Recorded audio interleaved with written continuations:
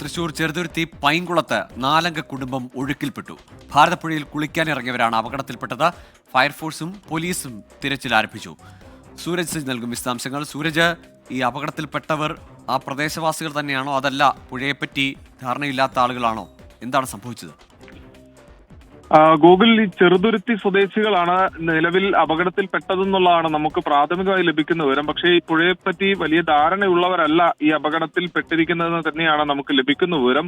എന്തായാലും തൃശൂർ ചെറുതുരുത്തി പൈങ്കുളത്താണ് ഈ നാലംഗ കുടുംബം പുഴയിൽ കുളിക്കാൻ ഇറങ്ങുന്നത്. സമീപത്തെ ബന്ധുവീട്ടിൽ ഒരു പരിപാടിയിൽ പങ്കെടുക്കുന്നതിന് വേണ്ടിയാണ് ഈ പൈങ്കുളത്തേക്ക് ഇവർ എത്തിയതെന്നുള്ളതാണ് നമുക്ക് പ്രാഥമികമായി ലഭിക്കുന്ന വിവരം. പിന്നീട് ഈ 4 പേരും ഒരുമിച്ച് പുഴയിൽ കുളിക്കാൻ ഇറങ്ങുകയായിരുന്നു. ഇതിനിടയിലാണ് ഈ അപകടത്തിൽപ്പെടുന്നത്. അത് ഒരാൾ ഒഴുക്കിൽപ്പെടുകയും പിന്നീട് അവരെ രക്ഷിക്കാൻ ശ്രമിക്കുന്നതിനിടയിലാണ് ബാക്കിയുള്ളവരും ഈ അപകടത്തിൽപ്പെടുന്നതെന്നുമാണ് നമുക്ക് ലഭിക്കുന്ന വിവരം. എന്തായാലും ഈ 4 പേരും ഒഴുക്കിൽപ്പെട്ട് കാണാതായിരിക്കുന്നു. ഈ 4 പേർക്കും വേണ്ടിയുള്ള തിരച്ചിൽ ഊർജിതമാക്കിയിരിക്കുന്നു.